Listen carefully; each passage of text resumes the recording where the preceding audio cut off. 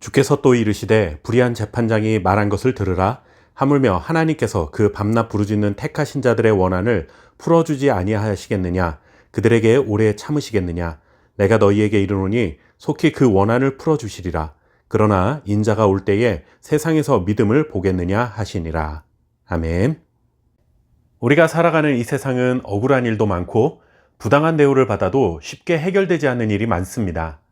그럴 때 성도들은 억울함, 마음의 상처를 해결하기 위해 하나님 앞에 무릎 꿇고 기도하기도 하죠. 이렇게 믿음을 가지고 기도를 했는데 그 기도의 응답이 더딜 때 기도하다가 낙심하는 경우도 있습니다. 오늘 본문 말씀은 바로 이런 상황 속에서 우리는 어떤 자세를 가져야 하는가 하는 것을 교훈해 줍니다. 예수님은 항상 기도하고 낙심하지 말아야 할 것을 가르치시기 위해 한 비유를 말씀하십니다. 등장인물은 두 사람입니다. 한 사람은 불의한 재판관이고 다른 한 사람은 과부입니다. 이 두 사람은 사회적으로 극명하게 대조되는 인물들이죠. 재판관은 도시에서 가장 높은 위치에 있는 사람이고 과부는 가장 낮고 힘없는 존재입니다. 고대 사회에서 여성은 남성에게 의존해서 살아야 했기에 남편도 아들도 없는 과부는 가장 기본적인 생활조차 보호받기 어려운 상황이었습니다. 비유에 등장하는 여인도 마찬가지입니다. 정확히 어떤 일을 만났는지는 모르지만 과부는 억울한 일이 생겨서 재판관을 찾아갔고 나의 원한을 풀어달라라고 반복해서 요청합니다. 하지만 이 재판관은 힘없는 과부의 속사정까지 다 들어줄 만한 사람이 아니었습니다. 2절 말씀을 보시면 재판관에 대해 그는 하나님을 두려워하지도 않고 사람을 무시하는 재판관이라고 소개합니다.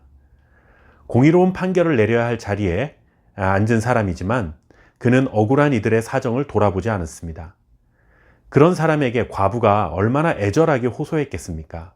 그러나 그는 들은 채도 하지 않았습니다. 하지만 딱히 다른 방법이 없었던 이 과부는 포기하지 않습니다. 계속해서 재판관을 찾아갔고 또 무시당했지만 또 찾아갑니다. 그러자 마침내 이 재판관이 이렇게 말합니다. 내가 하나님을 두려워하지 않고 사람을 무시하지만 이 과부가 나를 번거롭게 하니 그 원한을 풀어주리라. 여기서 번거롭게 하다라는 말의 본래 뜻은 눈밑을 때리다, 피멍이 들게 하다라는 것입니다. 즉, 이 여인의 끈질긴 요청 때문에 재판관은 주먹으로 눈밑을 한 대 맞아 피멍 든 것처럼 마음이 성가시고 괴롭다라는 의미인 것이죠. 결국 불의한 재판관은 과부의 요청을 들어줍니다.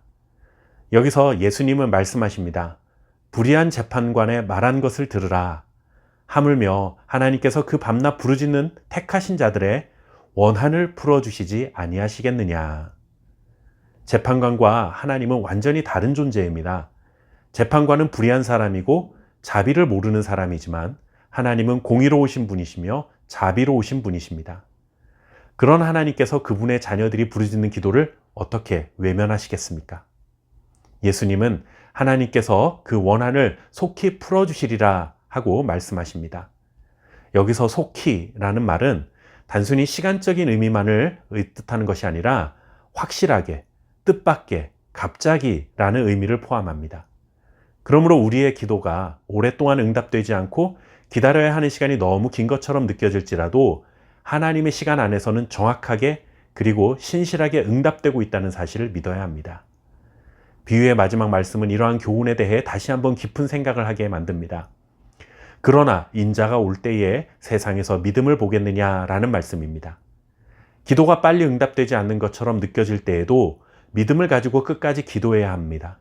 마찬가지로 주님이 다시 오실 날도 오랜 시간 기다리는 것처럼 느껴지지만 그 시간까지 과연 우리는 믿음을 지킬 수 있겠느냐라는 예수님의 질문입니다. 사실 질문이라고는 하지만 그때까지 믿음을 가지고 살아야 한다는 당부인 셈이죠. 오늘 비유 속 과부의 모습은 곧 제자들이 본받아야 할 신앙의 태도입니다. 과부는 의지할 것 없는 외로운 자요, 아무런 힘과 권세도 없는 연약한 자요, 사람들에게 소외당하며 살아가는 자였지만 포기하지 않았습니다. 무시당했지만 끈질기게 매달렸고 결국 정의가 실현되게 만들었습니다.